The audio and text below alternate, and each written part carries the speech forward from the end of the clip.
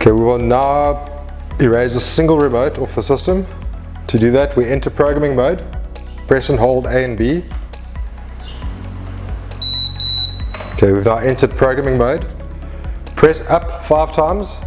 1, 2, 3, 4, 5. The remote you wish to delete, press and hold. While transmitting, press and release A and B.